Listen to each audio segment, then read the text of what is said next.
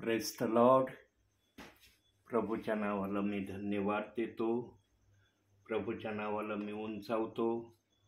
देव बाप्पाने ही सुंदरशी वेळ दिलेली आहे की या वेळेमध्ये आपण देव बाप्पाचं गौरव करावं, देवाला आपण उंच करावं. त्याची इच्छा आमच्या प्रती काय आहे ते आपण आज वचनातून विचारातून पाहणार आहोत. आजची संपूर्ण भक्ती देव बाप्पाने आशीर्वादित करावी यासाठी आपण भक्तीची सुरुवात प्रार्थनेने करूया. स्वर्गीय बापा, तुझ्या नावाला धन्यवाद देतो, तुझ्या नावाला उंचावतो. मान, महिमा, गौरव, सन्मान, स्तुती तुला देतो माझ्या बापा.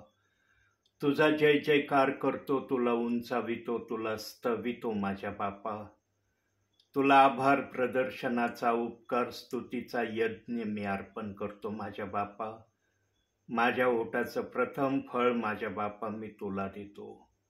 स्वर्गीच्या देवाच्या या संपूर्ण भक्तीचा ताबा तो आपल्या पवित्र हातात घेतला यासाठी धन्यवाद. पवित्र आत्म्या तुझी उपस्थिती या ठिकाणी मला जाणवत आहे. तू आलेला आहे स्वर्ग सोडून बाप्पा. या घरामध्ये तुझी उपस्थितीचा मी अनुभव घेतोय. आज तुझ्या आत्म्याला जे काय करायची इच्छा आहे ते तुझ्या आत्म्याने या ठिकाणी प्रगट करावं अशी मी तुला प्रार्थना करतो. आपल्या दासाला पण तू आपल्या पवित्र हातात घे.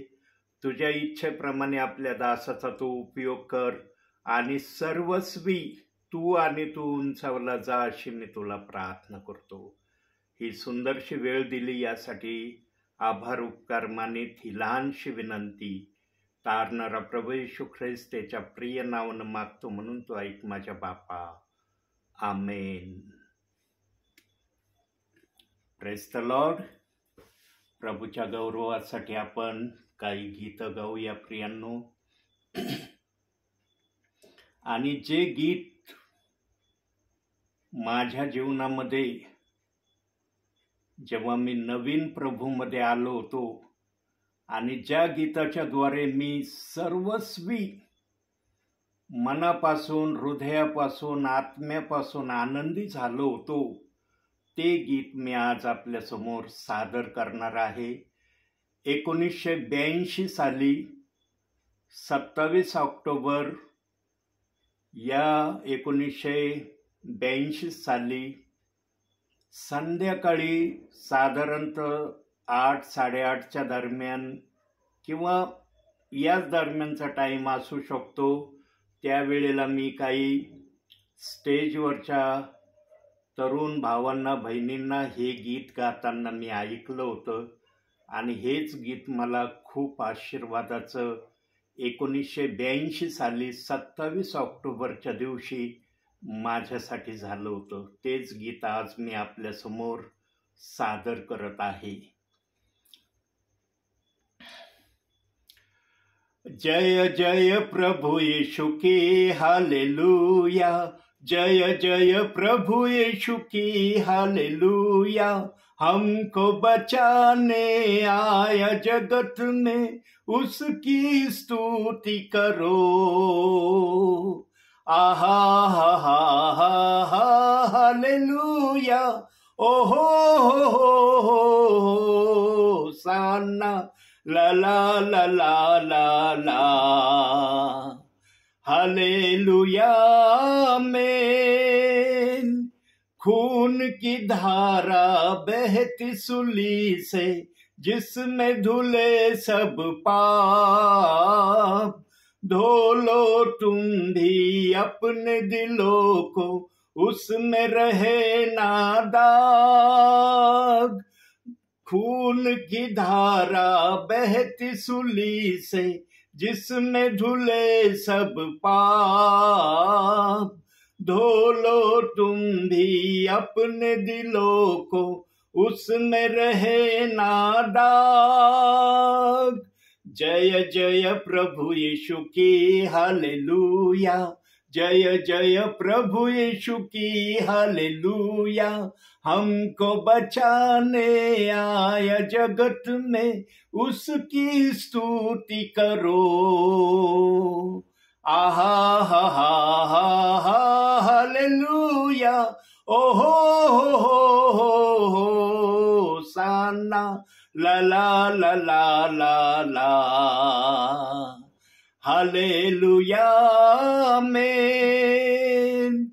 ग्रहण करो तुम आज यीशु को, प्रेम की बहती धार।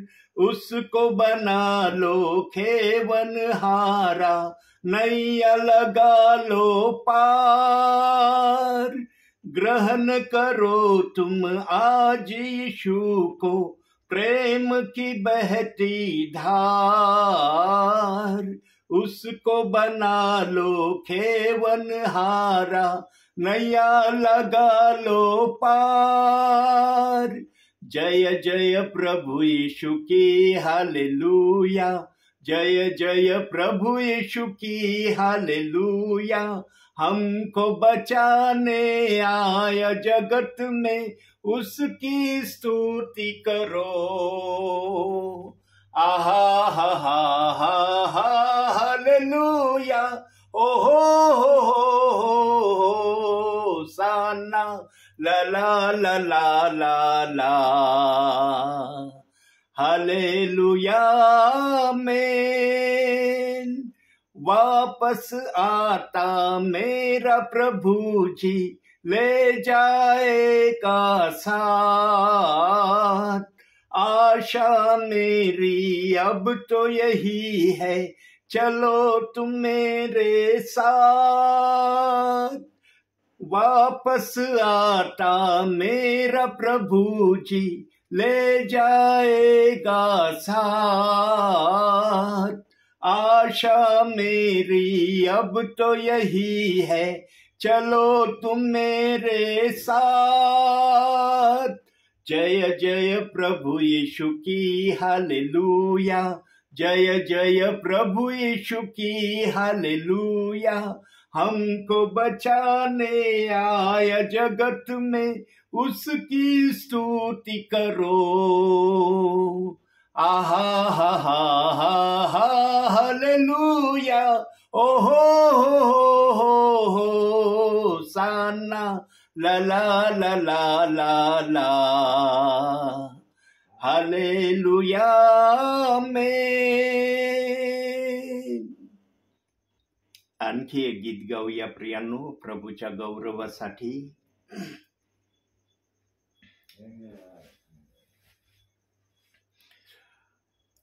राहों में कांटे अगर हो, रुकना नहीं चलते जाना। यीशु तेरे साथ है, ये तू विश्वास करना। संसार के अंत तक वो तेरे साथ है। राहों में कांटे अगर हो, रुकना नहीं चलते जाना। यीशु तेरे साथ है, ये तू विश्वास करना। संसार के अंत तक वो तेरे साथ है। आंधी आने दो तूफान। आंधी आने दो तूफान। वो नैया क्या डूबेगी, जिसमें है यीशु महान। राहों में कांटे अगर हो, रुकना नहीं चलते जाना, यीशु तेरे साथ है, ये तू विश्वास करना, संसार के अंत तक वो तेरे साथ है। दुख से भरी है जिंदगी, मुसीबत भरे रास्ते हैं, दुख से भरी है जिंदगी, मुसीबत भरे रास्ते हैं, दुख दूर हो जाएंगे तेरे, गर तू यीशु के साथ है। राहों में कांटे अगर हो, रुकना नहीं चलते जाना, यीशु तेरे साथ है, ये तू विश्वास करना, संसार के अंत तक वो तेरे साथ है। गर मौत का डर सताए तुझे, सलीब पर तू गौर कर, गर मौत का डर सताए तुझे, सलीब पर तू गौर कर,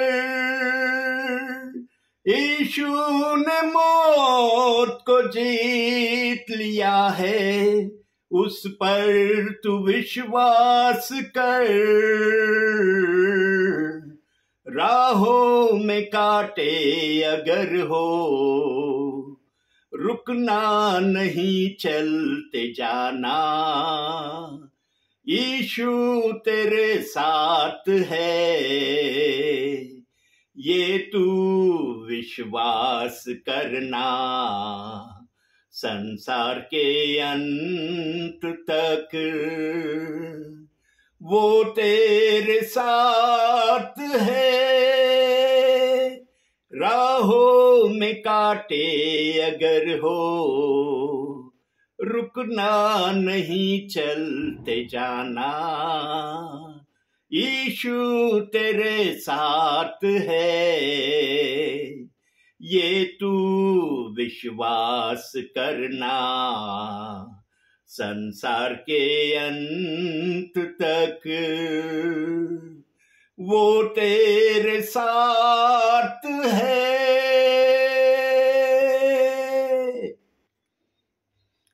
प्रेज द लॉर्ड. प्रभूच्या नावाला धन्यवाद देतो मी या सुंदरशा गीतांसाठी. खरोखर आमचा देवबाप अतिशय चांगला आहे आणि जे त्याच्याकडे पाहतात त्यांना तो आशीर्वाद दिल्याशिवाय राहत नाही. स्वर्गीय बाप असा आमचा बाप आहे की तो आपल्या इच्छेप्रमाणे आपल्या विश्वासणाऱ्यांना, आपल्या सेवकांना घडवतो. प्रियांनो, जो घडवणारा असतो ना त्याला माहित असतं की मला कसं घडवायचं आहे. जसा एक कुंभार मातीच्या भांड्याला विभिन्न तऱ्हेचे आकार देतो. कोणतंही भांड म्हणत नाही की जे भांड तू पहिल्यांदा बनवलं आहे त्याच भांड्याप्रमाणे सर्व भांडे झाले पाहिजे.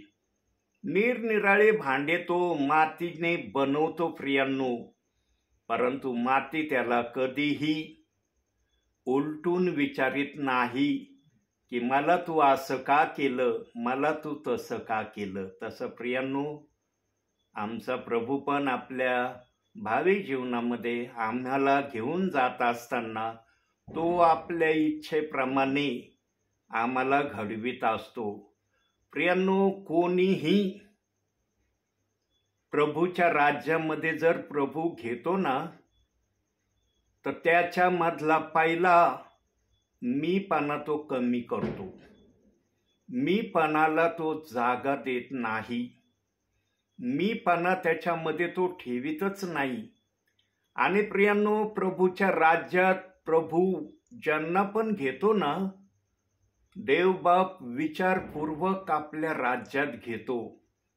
आणि एखाद्याची त्याच्या राज्यामध्ये एंट्री झाली ना, त्याला नाशापासून तो कायम स्वरूपाचा दूर करतो.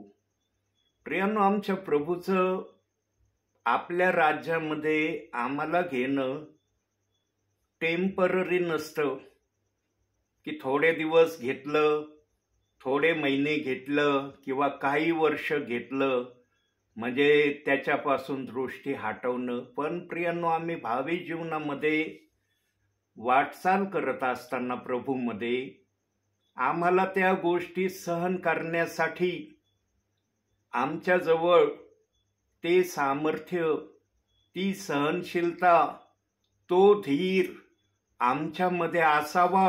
म्हणून बायबल हे आम्हाला या गोष्टीला सर्व आमच्या जीवनामध्ये पूर्ण करण्यासाठी देवबाप्पांनी दिलेला आहे. केवळ या 3च गोष्टी बायबल आम्हाला शिकवत आहे असं नाही. बायबल हे जगाचा 7/12 आणि स्वर्गाचा 7/12 असा आहे. प्रियांनो, यामध्ये ज्या गोष्टी सांगितल्यात, ज्या घटना लिहिल्यात, त्याच घटना जेव्हापासून बायबल लिखित स्वरूपाचं, ज्या 1600 अनफड ज्यांना लिहिता वाचता येत नव्हतं अशांनी जेव्हा ते चांबड्यावर लिहून ठेवलं होतं, किंबहुना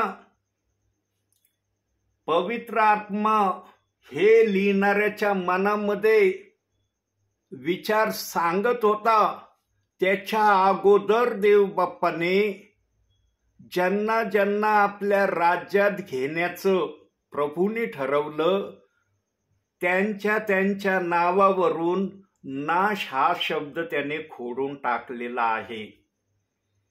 म्हणून इफिस 1 अध्याय 4 वचन या गोष्टीला साक्षीदार आहे. प्रियांनो, पवित्र आत्मा जे पण बोलतो त्याला वचनाचा पुरावा ठेवतो. पवित्र आत्मा केवळ विचार सांगतो, त्याला वचनाचा सपोर्टिंग करत नाही, असं करतच नाही. पवित्र आत्मा आपल्या वचनाला साक्षीदार प्रगट करतो. म्हणून संदेश हा मनुष्याच्या इच्छेने कधी येतच नाही आणि येणारही नाही. पवित्र आत्म्याने प्रेरित झाल्याशिवाय कोणालाही देवाचा संदेश सांगणं शक्य होत नाही. प्रियांनो, देवाने ज्यांना ज्यांना आपल्या राज्यात घ्यायचं ठरवलेलं आहे ते त्याच्या राज्यात येणारच माझ्या बापा. ते हर हालमध्ये, हर परिस्थितीमध्ये त्यांचं येणं तू आपल्या राज्यामध्ये होऊ देशील. हा ते येण्याचे पेच प्रसंग वेगवेगळे असतील, वेगवेगळ्या माध्यमातून ते तुला ओळखतील. हा भाग वेगळा आहे, कारण प्रत्येकासाठी तुझ्या राज्यामध्ये प्रत्येकाला कसं घ्यायचं आहे हे तुझ्या आत्म्याला समजतं. म्हणून दिमिश्काच्या वाटेवर एवढा क्रूर शाऊल ख्रिस्ती लोकांना मारहाण करीत घेऊन चाललेला होता. तिथं शाऊलाचं परिवर्तन तू केलं, असं प्रेषितांची कृत्य 9 अध्याय 1 ते 9 वचनामध्ये सांगितलेलं आहे. पवित्र आत्मा हर गोष्टीचे पुरावे बायबलच्या आधारावरच विचाराच्या माध्यमातून प्रगट करतो. केवळ वचन वाचणं आणि त्या वचनाला योग्य त्या विचारानं प्रगट न करणं हे पवित्र आत्मा कधीच करत नाही. अहो, बायबलची वचनं तर कुणी पण काढेल आणि वाचेल. कोणत्याही विषयावर संदेश असला तर त्याच विषयाचे जेवढे वचन त्यांना बायबलमधून सापडतील तेवढे वचन ते कदाचित वाचूनही दाखवतील, पण क्रमवार विचारानुसार सांगण्याची पद्धत पवित्र आत्म्याजवळ आहे. पवित्र आत्मा विचाराच्या माध्यमातूनही बोलायला सक्षम आहे आणि पवित्र आत्मा आपलं वचन साक्षी रूपाने प्रगट करायला पण समर्थ आहे. पवित्र आत्मा कोणतीच गोष्ट त्याला करता येत नाही असं नाहीच. म्हणून प्रियांनो, आजचं जे वचन आलेलं आहे ते वचन पण काही अंशी जो विचार पवित्र आत्म्याने प्रगट केलेला आहे त्या विचाराला अनुषंगूनच आजचं वचन आहे. तर काढूया आपण नीतिसूत्रे 22वा अध्याय 1 वचन. चांगले नाव विपुल धनाहून इष्ट होय, प्रेमयुक्त कृपा सोन्या रुपयापेक्षा उत्तम आहे. बघा प्रियांनो, आजचं शब्द पण काय आलेला आहे मला सांगा प्रियांनो. ख्रिस्ती जीवनामध्ये जगत असताना किंवा ख्रिस्त समजण्या अगोदरच्या जीवनामध्ये पण कोणाला आपलं नाव चांगलं ठेवणं आवडत नाही. कोण म्हणतो माझं नाव खराब असावं, माझ्या नावाला तुच्छ लेखावं, माझ्या नावाच्या विरोधात कोणी पण काही पण अपशब्द बोलावे, कोणी पण माझं नाव काढलं की त्यांच्या मनामध्ये माझ्या नावाबरोबर निरनिराळे वाईट कृत्य करणारा, निरनिराळ्या माध्यमातून हा देवाला न भिवून वागणारा असं कोण म्हणण्यास तयार राहतं. प्रियांनो, सर्वांना आपलं नाव धनाहून चांगलं माझं नाव असावं याची प्रत्येकाला अपेक्षा आहे. आणि प्रियांनो, आम्हाला जर आमचं नाव चांगलं ठेवण्याची आमच्या मनामध्ये जर आम्ही योजना इच्छा करू तर आम्हाला बायबलच्या वचनाशिवाय आमच्या नावाला चांगलं ठेवणं कशानेही शक्य होणार नाही. प्रियांनो, भावी जीवनामध्ये संकट येतात. निरनिराळ्या माध्यमातून कधी कधी अशी संकट येतात की त्यावेळेला आम्हाला त्या संकटांना आमच्यापासून तात्पुरतं घालवण्यासाठी काही गोष्टी करणं पण आवश्यक अशा त्यावेळेला होतात. परंतु प्रियांनो, संकट हे कोणाच्याही जीवनाचा शेवट होत नाही. संकट हे विजयाची सुरुवात आहे असे जाणकारांनी आपल्या विचाराच्या माध्यमातून संकटांविषयी सांगितलेलं आहे. प्रियांनो, जो संकटातून प्रभूमध्ये चालतो, वाढतो, राहतो, करतो त्याच्याजवळ विपुल धनापेक्षाही इष्ट असे अनुभव असतात की जे अनुभव त्याच्या जीवनासाठी अस्मरणीय असे ते असतात. प्रियांनो, माझ्या जीवनामध्ये मागील 2 ते 2.5 वर्षामध्ये 5 वेळेस माझ्यावर इतके खतरनाक आणि भयानक हल्ले झालेले आहेत प्रियांनो. पण हे हल्ले वेगवेगळ्या मार्गातून झालेले आहेत आणि सर्व हल्ले जे माझ्यावर झाले प्रियांनो 5 वेळेस, त्या 5ही वेळेस मी प्रभू येशू ख्रिस्ताची सेवा करत जात असताना झालेले आहेत. हे फार महत्वाचं वाक्य आहे. मी कोणतंही जगिक काम करण्यासाठी चाललेलो आहे आणि माझ्यावर हल्ले झाले असं झालंच नाही प्रियांनो. जेव्हा पण माझ्यावर हल्ले झाले तेव्हा मी प्रभूची सेवा करायला जात असतानाच, कधी जवळची सेवा करत असताना, कधी लांबच्या पल्ल्याच्या गावांना जात असताना माझ्यावर हल्ले झाले. परंतु प्रियांनो, माझ्या देवाने या 5ही हल्ल्यांमधून मला सुखरूपपणे वाचवलेला आहे. सर्वात भयानक हल्ला माझ्यावर एक ठिकाणी झाला प्रियांनो. आणि जेव्हा तो हल्ला माझ्यावर होत होता,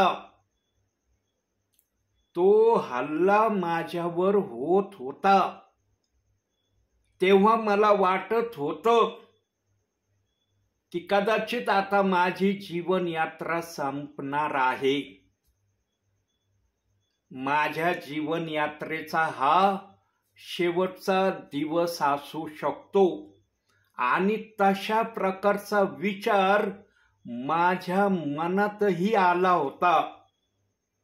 प्रियांनो, राहुरीवरून जेव्हा मी सेवा करून नगरकडे येत होतो, तेव्हा प्रियांनो, राहुरीमध्ये त्या दिवशी दुपारपासूनच पाऊस पडायला सुरुवात झालेली होती. आणि तो पाऊस इतका जोराचा होता, कधी जोराचा कधी हळूवार, असा पाऊस ये जा त्याची चालली होती. आणि प्रियांनो, राहुरी या ठिकाणी एका परिवारात माझी शेवटची प्रार्थना संध्याकाळी साधारणतः 6:30 पावणे 7ला संपली. कारण त्यानंतर मला झूम मीटिंगला जॉईंट होण्यासाठी मी लगबगीने नगरकड येण्याच्या तयारीत होतो. पाऊस येत असताना पावसामध्ये पूर्णपणे मी भिजलो.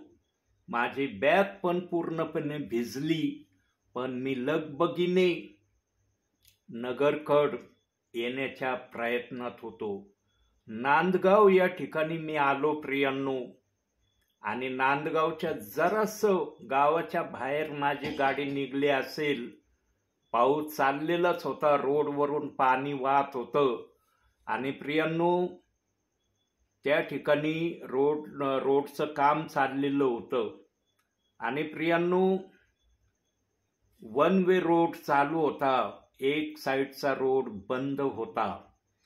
प्रियांनो, एका खड्ड्यामध्ये माझ्या गाडीचा पुढचा टायर 45च्या जवळपास मी स्पीडने माझी गाडी चाललेली होती. आजही माझ्या गाडीचा मीटर काटा चालूच मी ठेवलेला आहे की मी गाडी किती स्पीडवर चालवित आहे त्याकडे मी लक्ष देत राहतो. आणि 45च्या स्पीडने खड्ड्यामध्ये जेव्हा टायर माझं गेलं ना, जेव्हा मला कळलं की खड्ड्यात माझं टायर चाललंय, तेव्हा मनामध्ये 2 विचारांचा आवाज मी काढण्याचा प्रयत्न केला. बोललो तो नाही, पण काढण्याचा प्रयत्न केला. पहिला विचार माझ्या मनात आला, आता माझं काही खरं नाही. आणि दुसरं, मी हालेलुया मनामध्ये फक्त हालेलुया मनामध्ये म्हटलं. 45च्या स्पीडने मी गाडीवर आहे. खड्ड्यामध्ये माझा पुढचा टायर गाडीचा गेलेला आहे. गाडी जर 10, 15, 20च्या स्पीडने असती तर तो थोडा हळूवार खड्ड्यामध्ये टायर गेला असता. परंतु 45च्या जवळपास स्पीडवर मी गाडीवर होतो.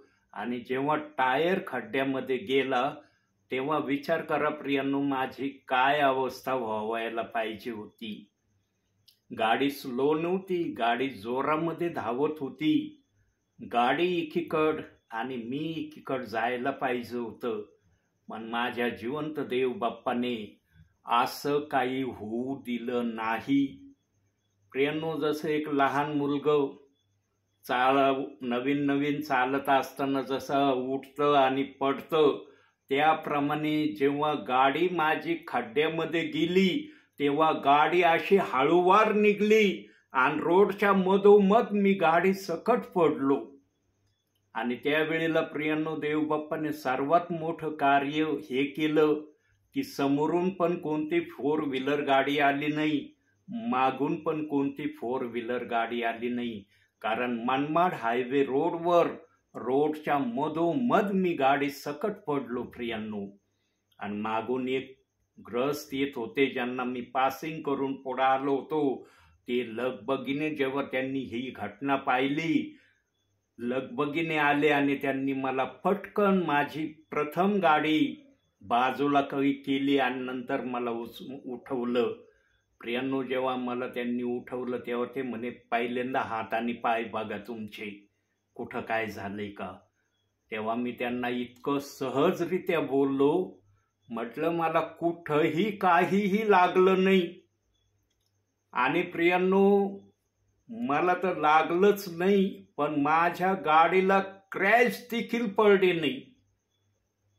नवी गाडी माझी शोरूमची, त्याला क्रॅचेस देखील पडले नाही. आणि मी त्या ग्रहस्थांना दाखवलं, म्हणलं गाडीला बघा काय झालंय का, मला पण बघा काय झालंय का.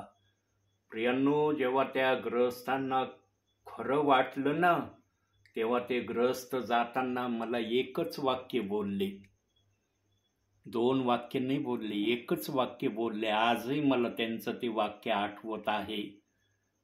ते मला म्हणाले, जीवनामध्ये जरूर तुम्ही काहीतरी चांगले सत्कार्य केलेले आहेत, चांगले कर्म केलेले आहेत, म्हणून इतक्या जोरात तुम्ही गाडी सकट खाली पडले तरी तुम्हाला काही एक लागलं नाही, तुमच्या गाडीला पण काही एक झालं नाही. प्रियांनो, त्यावेळेला माझं संरक्षण कोणी केलं? कोण आलं मला त्यावेळेला वाचवण्यासाठी? जसं स्तोत्रसंहिता 34 अध्याय 7व्या वचनामध्ये सांगितलंय ना, की परमेश्वराने आमच्यासाठी एक दूत आमच्या संरक्षणासाठी आमच्या बरोबर ठेवलेला आहे.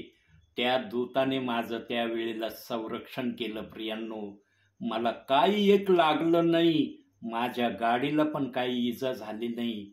आणि जेव्हा मी गाडीला किक मारायला लागलो तेव्हा ते ग्रस्त मला एवढंच म्हणाले, साहेब आता जरा हळूहळू जा, कारण तुम्ही पहिल्यांदा पडलेले आहात, पुढं पण असे खड्डे असू शकतात. आणि त्यानंतर मी पण अतिशय सावधानतेने गाडी चालवीत नगरपर्यंत आलो. प्रियांनो, सर्वात भयानक घटनेचा अपघात हा आहे. आणि त्याच्या खालोखाल आणखी एक अपघाताचं सांगणं आवश्यकतेचं आहे. तो पण अपघात पहिल्या अपघातासारखाच असू शकतो. आणि 24 डिसेंबर या दिवशी नगर या ठिकाणी उड्डाण पुलावरून आगरकरमाळा या ठिकाणी मी प्रार्थनेला चाललेलो होतो. 50च्या स्पीडने त्यावेळेला मी गाडीचा स्पीड पाहूनच गाडी चालवित होतो. दुपारच्या जवळपास 1:30चा टाइम असेल, त्यावेळेला मी उड्डाण पुलावरून चाललो होतो. प्रियांनो, अचानकपणे कोठीच्या जवळ आल्यावर माझ्या गळ्याच्या भोवती मांजा आला. मला सुरुवातीला वाटलं कुठला तरी किडा माझ्या गळ्याभोवती आला, पण जेव्हा तो घासायला लागला ना गळ्याला माझ्या, तेव्हा मी म्हटलं, अरे हे तर माझ्या गळ्याला घासू राहिलंय, हा किडा नाही, हे काहीतरी वस्तू माझ्या गळ्याला घासायला सुरुवात केली. त्यावेळेला प्रियांनो, जी बॅग मी प्रार्थनेसाठी नेहमी वापरतो, त्या बॅगचा जो पट्टा आहे गळ्यामध्ये, मी पट्टा घालूनच बॅग समोर ठेवतो, त्या पट्ट्याला तो चायनीज मांजा इतका घासत गेला, काही थोडासा तो बेल्ट पूर्णपणे 2 भाग होण्याचं राहिलं, तेव्हा तो चायनीज मांजा थोडासा माझ्या गळ्याला घासायला लागला. तेव्हा पण प्रियांनो, मी मनामध्ये फक्त हालेलुया म्हटलं. एक हाताने स्टेरिंग मी सांभाळीत होतो आणि एक हाताने मी असा गळ्याला झटकण्याचा प्रयत्न करत होतो की जर काही किडा वगैरे असेल तर निघून जाईल, किंवा वस्तू असली तर जाईन निघून. पण तो चायनीज मांजा काही गळ्याभोवतून जात नव्हता. हालेलुया जेव्हा मी मनात म्हटलं, तेव्हा तो चायनीज मांजा एकाएकी तुटला. प्रियांनो, असा तुटला की त्याला स्पर्श न होता त्याचे 2 तुकडे झाले. नंतर तुम्ही एरवी चायनीज मांजाला आपल्या हाताने तोडण्याचा प्रयत्न करा प्रियांनो. कधीच चायनीज मांजा तुटत नाही. तुमचा हात चिरल पण तो चायनीज मांजा तुटत नाही. पण एक हालेलुयाच्या शब्दाने तो चायनीज मांजा कटकनी तुटला. आणि जेव्हा मला कळलं ना की तो चायनीज मांजा तुटला, तेव्हा प्रियांनो मी काही सेकंदावर गाडी माझी लगेच थांबवली. गाडी थांबवल्याबरोबर पहिलं मी गळ्याकडे हात केला तर गळ्याच्या भोवतून रक्त येत होतं प्रियांनो. माझ्या हाताला सगळं लाल लाल रक्त लागलेलं मी पाहिलं. अशा स्थितीमध्ये मी आगरकर माळ्यामध्ये प्रार्थनेला गेलो प्रियांनो. आणि ज्या परिवारात मी आगरकर माळ्यामध्ये गायकवाड परिवारामध्ये मी प्रार्थनेला गेलो, तेव्हा त्या गायकवाड परिवारातल्या प्रियजनांनी जेव्हा मला पाहिलं की अरे पास्टर आलेत प्रेयरला, तर गळ्याभोवती रक्त साठलेलं होतं आणि रक्त पण थोडंसं खाली येत असेल. त्यांनी पाहिल्याबरोबर म्हणे, पाळक साहेब तुमच्या गळ्यातून रक्त येत आहे, काय लागलं तुम्हाला? मग मी आत आल्यावर त्यांना सांगितलं अशी अशी घटना उड्डाण पुलावर माझ्याबरोबर झाली. प्रियांनो, त्यावेळेस त्यांच्या मुलाने कूल पावडर घेतला आणि माझ्या गळ्याच्या भोवती अशी एक लाईन भर असा माझा गळा चिरला होता प्रियांनो. जवळपास नाही काही तर 10 सेंटीमीटर किंवा 8 सेंटीमीटर पर्यंत माझा गळा चिरलेला होता त्या चायनीज मांजाने. त्या मुलाने त्या रक्ताच्या याच्यातच तो कूल पावडर माझ्या गळ्याला लावला आणि ते मला म्हणाले की या कूल पावडरने तुम्हाला जी काय आग होत असेल, वेदना होत असतील, हा कूल पावडर ते सर्व काही थांबवेल. प्रियांनो, देवबाप्पाने असं कार्य केलं. त्या एका कूल पावडरनेच माझ्या गळ्याचे जे काही चिरलेलं होतं 8 सेंटीमीटर 10 सेंटीमीटर ते पूर्णपणे देवबाप्पाने बरं केलं. मला दवाखान्यात जाऊ दिलं नाही. आणि तशा हालतमध्ये त्या परिवारामध्ये मी प्रेयर घेतली, संदेश सांगितला. संदेश सांगितल्यावर आमचे जे मोठे पास्टर आहेत विजय काकडे ब्रदर, यांच्याकडे मी त्याच हालतमध्ये गेलो आणि त्यांना दाखवलं. त्यांनी पण पाहिलं. म्हणे तुमचा गळ्याला काय झालंय, पांढरं काय लावलंय? म्हणलं हा कूल पावडर लावलं. म्हणलं उड्डाण पुलावर माझ्या गळ्याभोवती अचानकपणे मांजा आला आणि त्या मांजाने माझा गळा चिरला. त्यांना पण हैराण वाटलं. म्हणे गाडीवर होते तुम्ही? म्हणलं मी 50च्या स्पीडने गाडीवर चाललो होतो.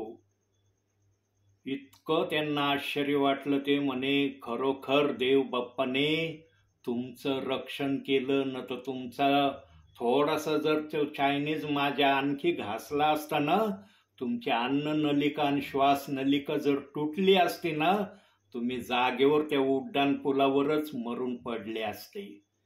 प्रियांनो,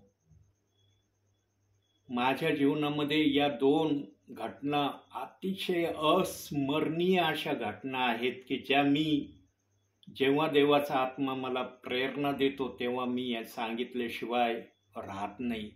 प्रियांनो, देवाच्या दासाबरोबर देवाचा आत्मा आहे याची खात्री बोलण्यातून नाही, कृतीतून प्रगट झाली पाहिजे, म्हणून हे मी आपल्याला सांगितलंय. आणि आजचं वचन जे आपल्यापर्यंत देव बाप्पाने दिलंय ते वचन सांगतं की चांगले नाव विपुल धनाहून इष्ट आहे, प्रेमयुक्त कृपा सोन्या रुपयापेक्षा उत्तम आहे. प्रेमयुक्त कृपा कोणाची आमच्या बरोबर असली पाहिजे? आमच्या तारणाऱ्या प्रभूची कृपा आमच्या बरोबर असली पाहिजे.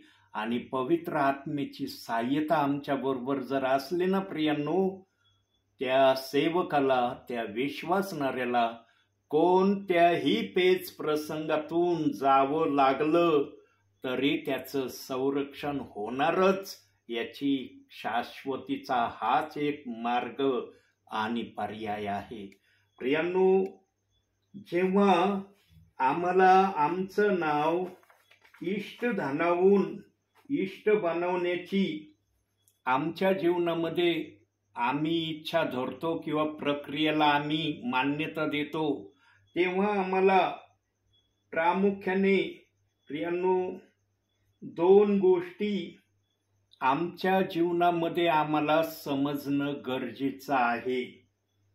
प्रियांनो, आतापर्यंत आपण ऐकलेलं आहे ना पवित्र शास्त्रातून, मत्ती 24वा अध्याय 24व्या वचनामध्ये सांगितलंय, खोटे संदेष्टे उठतील, साधेल तर विश्वासणाऱ्यांना देखील ते भुलवतील, त्यांना पण विश्वासापासून माघारे नेतील. अशा प्रकारचं मत्ती 24वा अध्याय 24व्या वचनामध्ये लिहिलेलं आहे. पण प्रियांनो, आज देवाच्या सानिध्यामध्ये जेव्हा मी संदेश तयार करायला बसलो, तेव्हा पवित्र आत्म्याने मला एक नवीन विचार दाखवला आणि या विचारावर मी बहुसंख्य ठिकाणी ऐकलेलं नाही त्या गोष्टी देव बाप्पाने आज मला विचारामध्ये थोडक्यात दाखवल्या. आणि त्या काय दाखवल्या? खोटे शिक्षक याविषयी देव बाप्पाच्या आत्म्याने मला दाखवलं वचनातून.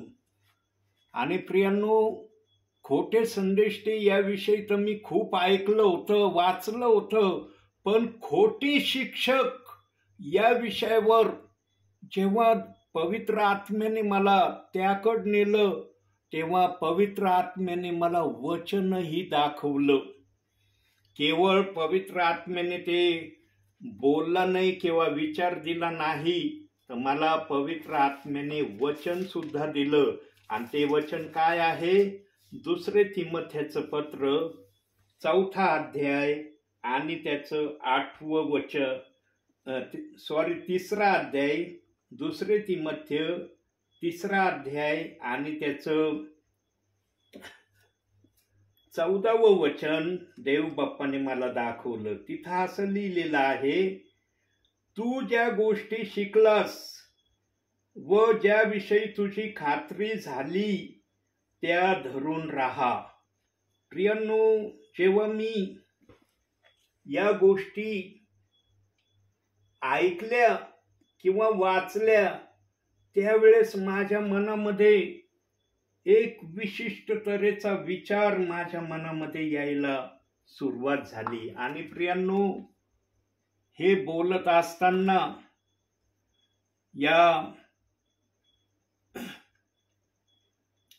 या गोष्टी मी सांगत असताना मला आणखी एक वचन देव बाप्पाने दाखवलं. आणि ते वचन कोणतं होतं? तीतचं पत्र 1ला अध्याय आणि त्याचं 11वं वचन दाखवलं. हे वचन दाखवल्यावर देवाच्या आत्म्याने हे वचन मला दाखवलं.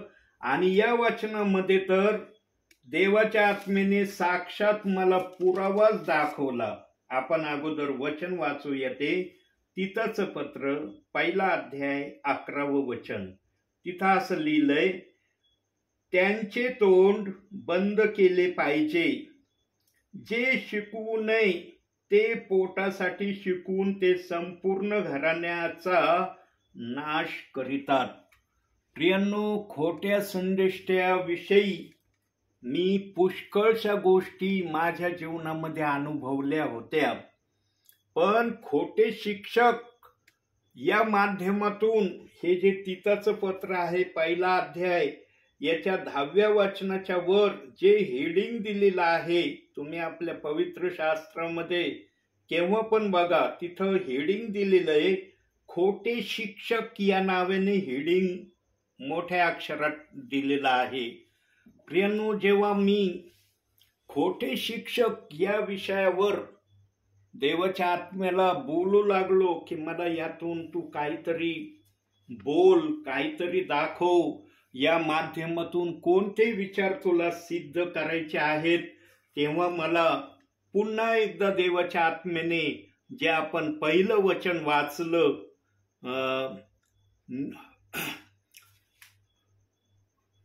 2 तिमोथेय 3रा अध्याय 14वं वचन, हे जे आपण वाचलं, या वचनाकडे देवाच्या आत्म्याने मला पुन्हा आणलं. आणि त्या वचनातून देवबाप माझ्याशी बोलायला लागला. की सत्य वचन जे असतं पवित्र आत्म्यातून जे येतं ते हृदयाला आनंदी करून जातं. हृदयामध्ये आनंदाच्या उकळ्या निर्माण करणारं पवित्र आत्म्यातून आलेलं वचन आणि पवित्र आत्म्यातून आलेला विचार याचं ते दर्शक आहे.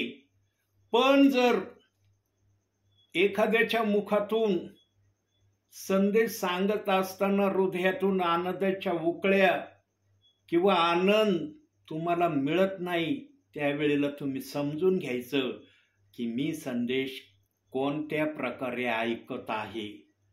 प्रियांनो, देवाचा आत्मा आम्हाला संदेशातून नेहमी आनंदी करतो. आनंदाच्या उकळ्या आमच्या हृदयातून बाहेर काढणारा असे कधी कधी देवाच्या दासाचे किंवा ब्रदरांचे किंवा सिस्टरांचे विचार आणि वचन असतं. प्रियांनो, जर आनंदी आम्ही झालो तर समजून घ्यायचं देवाच्या आत्म्याने आम्हाला आशीर्वाद दिला.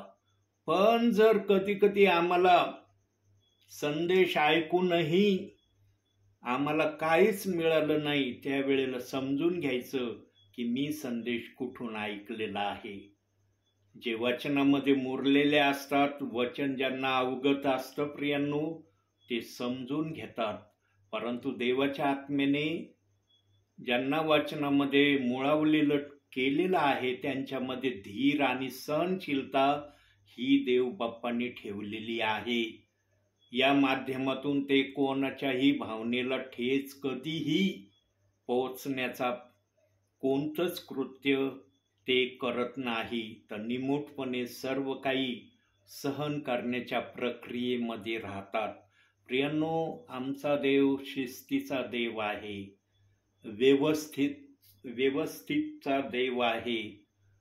तो कधी गडबडी करत नाही. तो कधी अव्यवस्था आपल्या कृतीतून, आपल्या दासाच्या मुखातून किंवा आपल्या विश्वासणाऱ्याच्या मुखातून प्रकट करत नाही. म्हणून ज्याला त्याला जो पण संदेश ऐकतो हाऊस प्रेयरमध्ये, चर्चमध्ये, ज्यांना आशीर्वाद मिळतो त्यांच्या चेहऱ्यावर वेगळ्याच प्रकारचं हास्य किंवा कृत्य असतं. परंतु ज्यांना काही मिळत नाही ना, त्यांच्यामध्ये वेगळ्याच भावना असतात. प्रियांनो, कधी कधी आशीर्वाद न मिळण्याचं कारण एक असू शकतं. ते काय असू शकतं? कधी कधी आम्ही जर ध्यान देऊन वचन ऐकलं नाही, वचन चालू असताना आम्ही जर डोक्यामध्ये विचाराच्या माध्यमातून एका ठिकाणी जर भटकलो तर आम्हाला वचन काय चाललंय हे कधी कधी समजत नाही. पण जर एखाद्या ठिकाणी बुद्धीच्या माध्यमातून जर संदेश असला तर ते मात्र ऐकणाऱ्यांना तेव्हाच कळतो. प्रियांनो, ऐकणाऱ्यांना कृपादान हीच दिली प्रभूने की संदेश आत्म्यातून येतोय का बुद्धीतून येतोय. विश्वासणाऱ्यांना देखील देव बाप्पाने जाणण्याचं कृपा पुरवलेली आहे.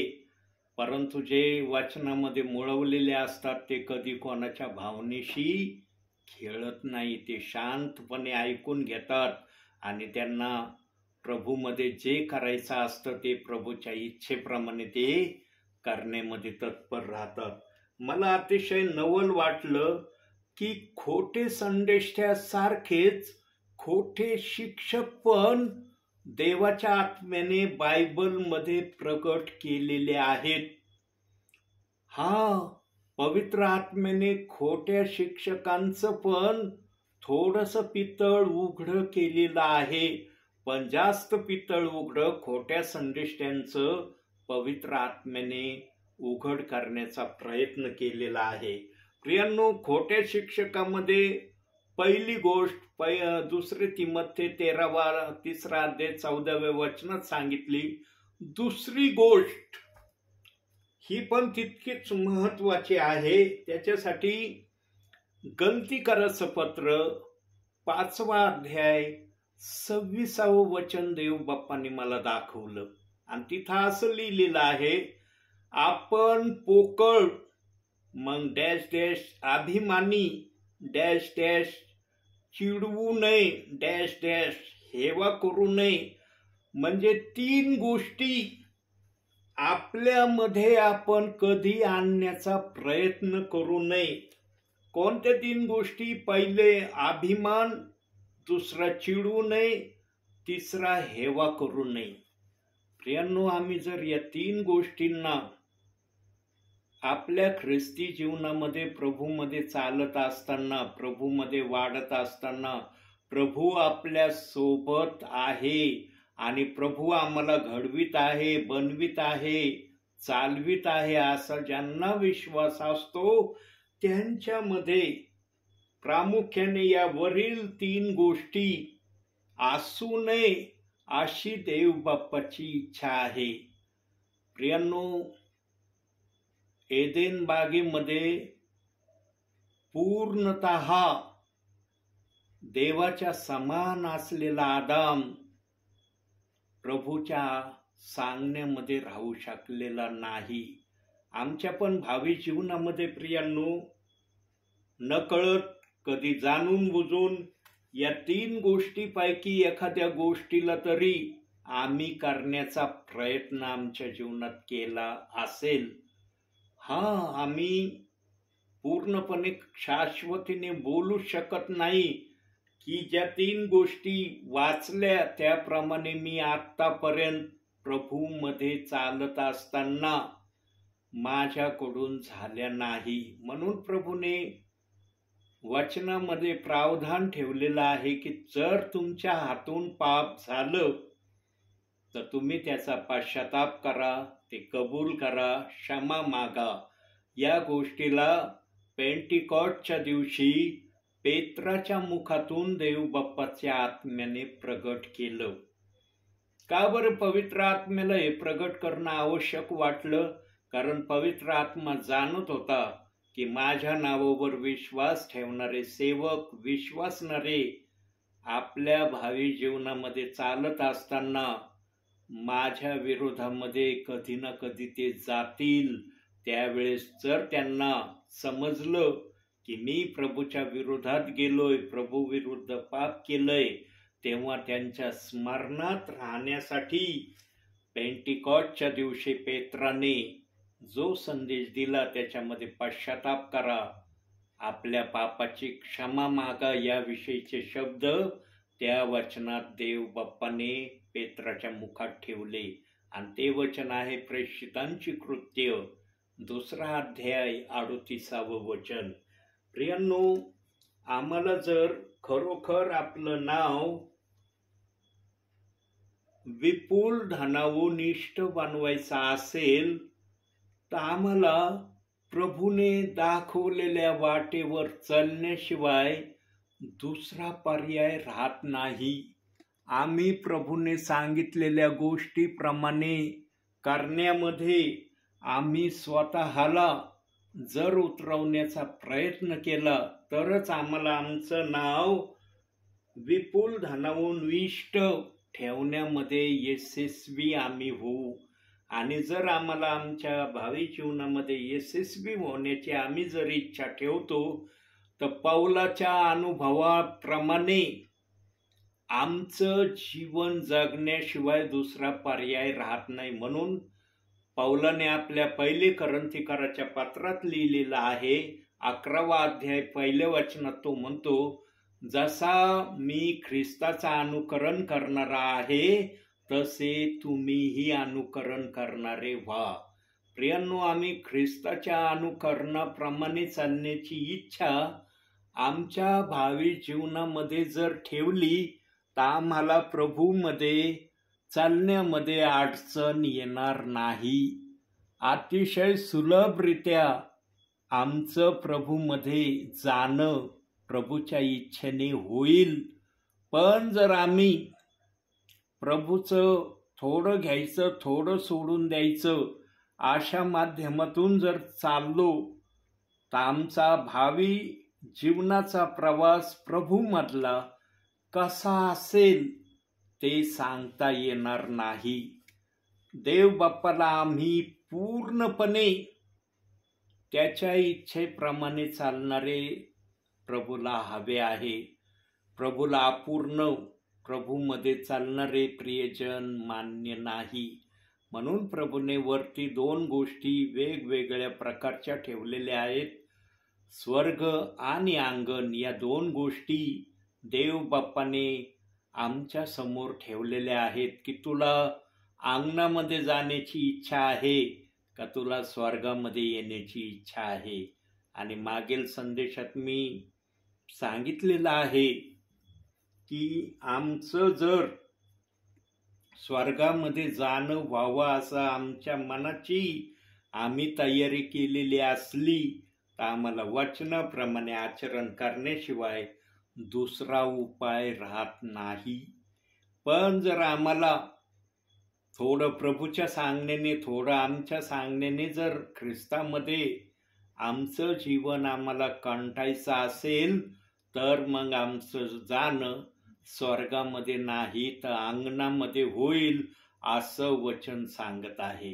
प्रगटीकरण 11वा अध्याय 2ऱ्या वचनामध्ये या गोष्टीचा देव बाप्पाने पुरावा ठेवलेला आहे. प्रियांनो, आणि जर आम्हाला प्रभूच्या स्वर्गामध्ये जायचं असेल तर योहान कृत शुभवर्तमान 14वा अध्याय 2 आणि 3 वचनामध्ये आम्ही स्वर्गामध्ये जाऊ, जिथं प्रभू आहे तिथं आमचं जाणं होईल अशा प्रकारचे त्या वचनामध्ये शब्द प्रभूने ठेवलेले आहेत. प्रियांनो, आम्हाला चालत असताना ठरवायचं आहे मला पूर्णपणे प्रभूच्या इच्छेने चालायचंय का माझ्या मनाने आणि प्रभूच्या वचनाच्या इच्छेने. या दोन्हीपैकी एका गोष्टीचा निर्णय आम्ही घेतल्याशिवाय प्रभूमध्ये आमचं चालणं व्यवस्थित होऊ शकत नाही.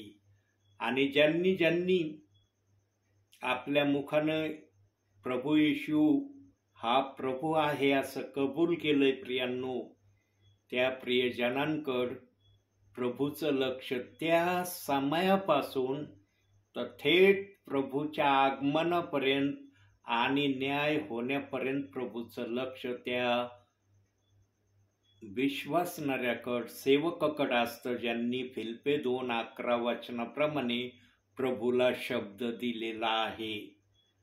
प्रियांनो, 3रं ठिकाण मी मागील संदेशात सांगितलेलं आहे. त्या 3ऱ्या ठिकाणातून देव बाप्पाने आम्हाला वजा केलेलं आहे. ते 3रं ठिकाण ना सेवकासाठी आहे ना विश्वासणाऱ्यांसाठी आहे.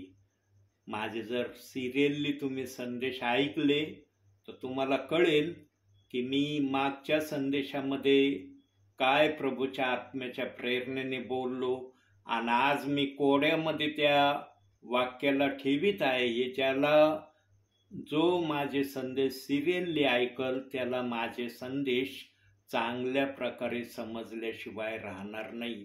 आणि देवाचा आत्मा मला काही ठिकाणी कोड्यामध्ये बोलण्यासाठी यासाठी सांगत आहे की ऐकणाऱ्यांनी माझे संदेश जे प्रभूच्या आत्म्याच्या प्रेरणेने प्रभू मला देतो ते संदेश पूर्ण ऐकावे. काही जण थोडे ऐकतात, काही जण अर्धे ऐकतात, सोडून देतात. पण जे पूर्ण संदेश ऐकतील त्यांना माझे सगळे संदेश पवित्र आत्म्यातून कसा बोलतो पवित्र आत्मा, काय पवित्र आत्म्याला प्रगट करायचं आहे हे त्यांना कळल्याशिवाय राहणार नाही. प्रियांनो, मराठी भाषेमध्ये काही शब्द असे आहेत की त्या शब्दाचं आम्हाला उच्चारण करणं पवित्र आत्म्याला योग्य वाटतं. प्रियांनो, पवित्र आत्मा आपल्या मर्जीने आपल्या लोकांना चालवणारा आत्मा आहे. कोणी पण आपल्या मर्जीने प्रभूला चालवण्याची इच्छा ठेवतच नाही. किंबहुना हा विचार सुद्धा कोणाच्या मनामध्ये येत पण नसेल. प्रियांनो, प्रभूच आमचा मेंढपाळ आहे. आम्ही मेंढरा आहोत. आम्हाला त्याचंच ऐकणं आद्य कर्तव्याचं आहे हे प्रत्येकाला पवित्र आत्मा समजावून सांगतो. हा बोलण्याची भाषा पवित्र आत्म्याची वेगवेगळ्या प्रकारचे आहे हे आम्हाला नाकारता येत नाही.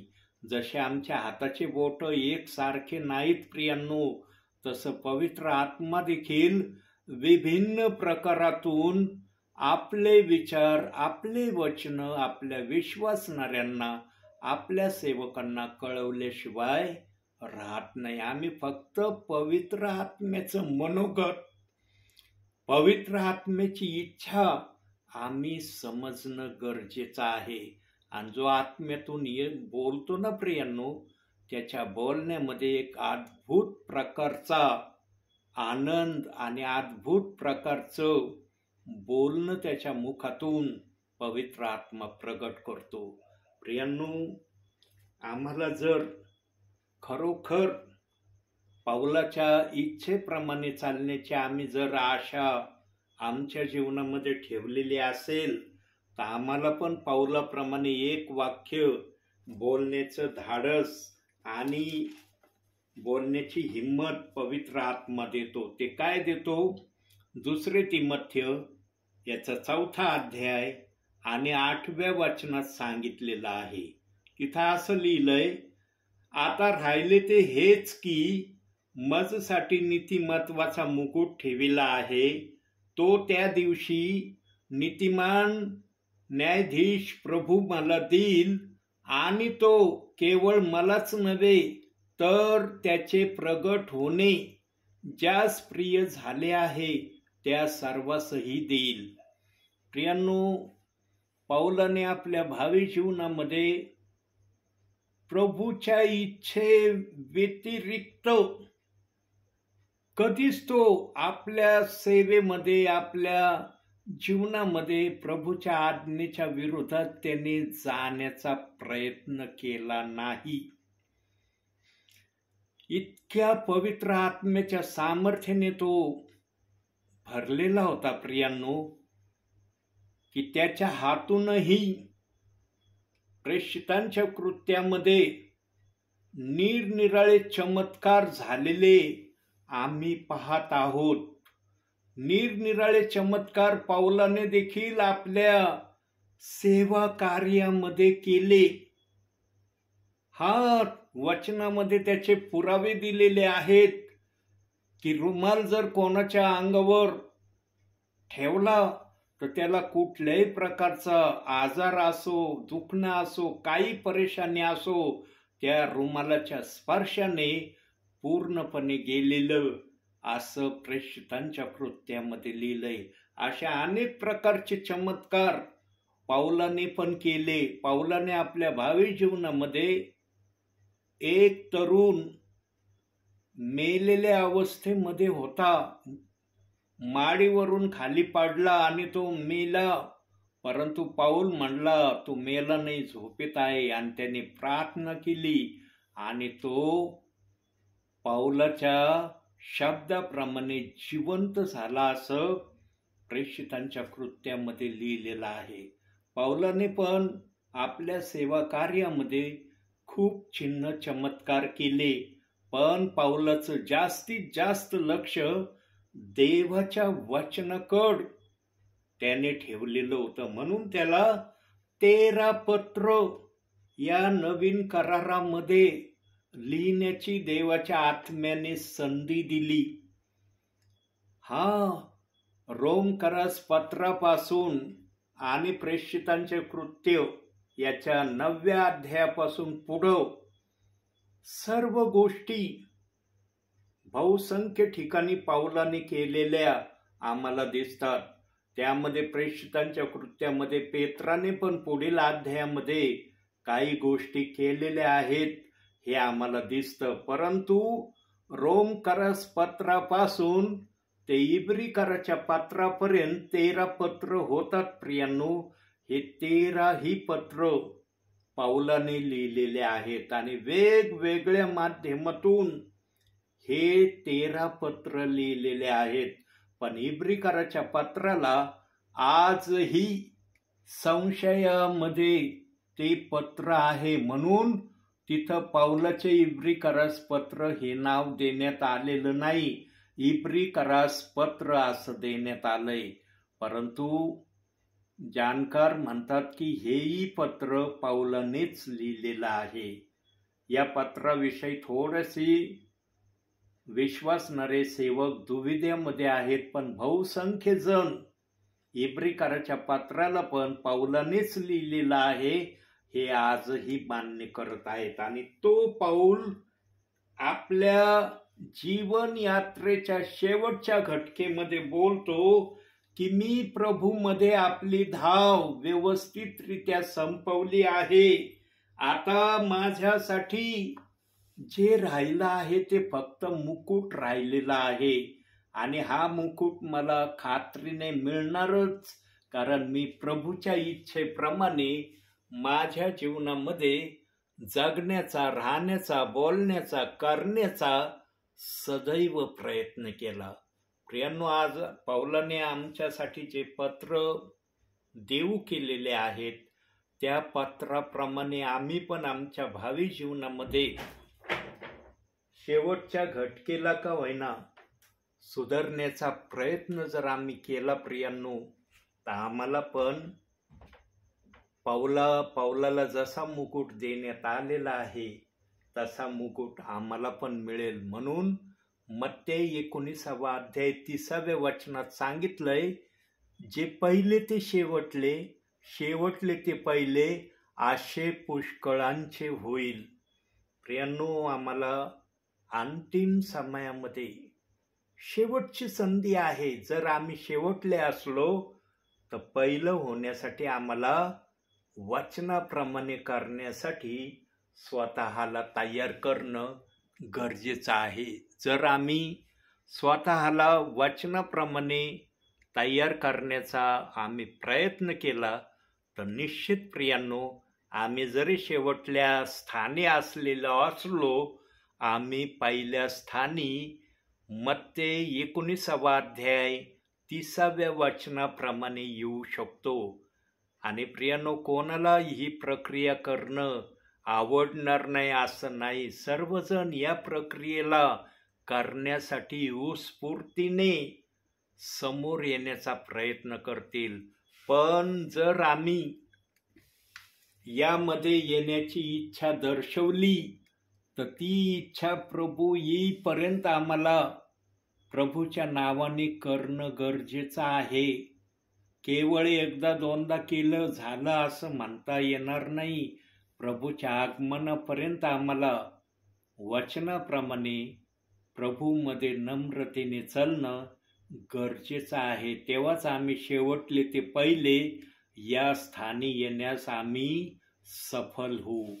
प्रियांनो, अंतिम समयामध्ये इथून मागं आम्ही कसंही वागलेलो असलो, पण अंतिम समयात देवाने एक गोल्डन अवसर, गोल्डन संधी जर आमच्यासाठी ठेवलेली आहे की तुम्हाला शेवटले ते पहिले होण्याची संधी मी देत आहे, तर या संधीला आम्ही आमच्या जीवनामध्ये करण्यामध्ये कधीही माघार घेऊ नये. तर या करण्यामध्ये आम्ही जास्तीत जास्त स्वतःला प्रभू समोर सादर करण्याचा नेहमी आम्ही प्रयत्न करणारे असावे, अशी देव बाप्पाची आमच्याकडून इच्छा आहे. प्रियांनो, आमचं ख्रिस्तामध्ये येणं आम्हाला सफल करायचं की असफल करायचं हे सर्वस्वी देव बाप्पाने आमच्यावर ठेवलेलं आहे.